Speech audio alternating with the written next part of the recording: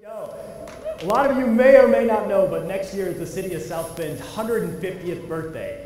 One of my jobs I've been tasked with is throwing the biggest, baddest, citywide, year-long celebration the city has ever seen. And what we got to do is think a little bit about, there's some science behind this, throwing this party. I like to think about the point we're at and how we're going to celebrate that. But this is more than just a milestone in the city's history, but it's an important turning point, a pivot point upon which we'll remember for many, many years to come. We think about the 50 years before the city was incorporated. We got the Pokagons and Eddy and Navarre and LaSalle and all those things our streets and parks honor nowadays. And then the next 50 years when we really became incorporated and set ourselves up as a city, electric, rail, streets, sewer, things of that nature.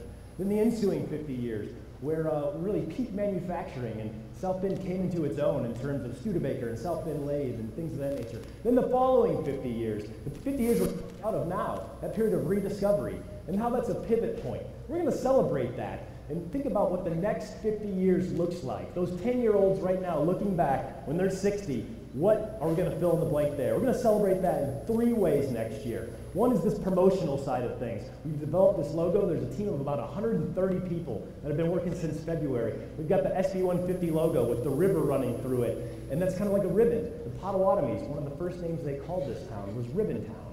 We've developed a whole series of events that'll take place January through December. One of them is the Discovery Series. Every month we're going to take a different topic and explore it as it relates to South Bend's past, present, and future. Do sports, and we have Skylar Diggins come back and do autographs, and Ryan Newman, and we run the bases at Four Winds Field. We talk about the South Bend 150 Challenge, where we're going to go out there, we'll have all kinds of contests year long. One of them is going to challenge people to go out and serve their community. The fact is, everybody can do something to make South Bend a better place. Then we're going to throw the biggest birthday party you've ever seen. A bit of history, South Bend was actually incorporated on May 22nd, 1865. So May 22nd, 2015, we're going to take downtown and transform it into this huge birthday campus.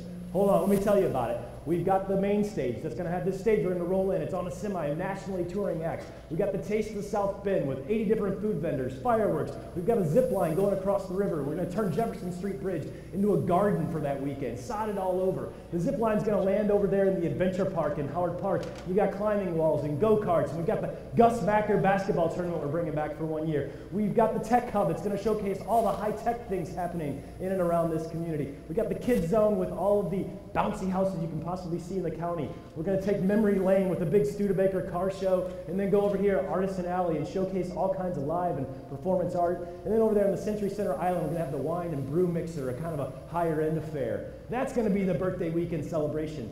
But we've got to give a big gift to the community as well. And what you see here is South Bend River Lights. This is going to be the physical element of our celebration, something that we'll be able to point to for many, many years to remember. This is an interactive light show across the St. Joe River right in downtown South Bend. What happens is if you're on this side of the river and you play with the light trio and you make some motions, it's going to send a different color across the river.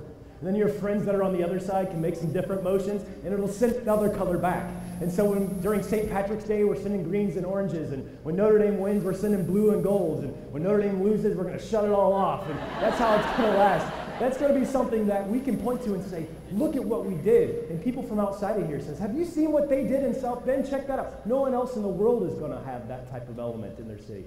So those things, when done well, any one of them by themselves wouldn't be sticky, right? If it was just a logo without much behind it, you wouldn't get that emotional response. But if we're doing all those things well, we got that emotional response that you can really hold on to. And that's important because, you know, there's a lot of haters in the community, the people that are on that end of the bell curve there. There's a lot of lovers, you folks in this room, on that end of the community. Most people are right in the middle. But I figure if we can evoke emotional response, my hypothesis is that we shift this whole curve over a little bit for our community. Not that the haters become lovers necessarily, but can we make the haters a little bit more neutral? And can we make the people that are neutral towards the community a little bit more engaged? Can we get some more lovers to join us in this room? That's when true transformation takes place. That's when our community really starts to turn the corner. And then 50 years from now, when we're looking back at this as a pivot point in our city's history, that we say South Bend's 150th was a time when we honored our past, but really looked towards all the great things we're going to hear about tonight and celebrate with one another South Bend's future.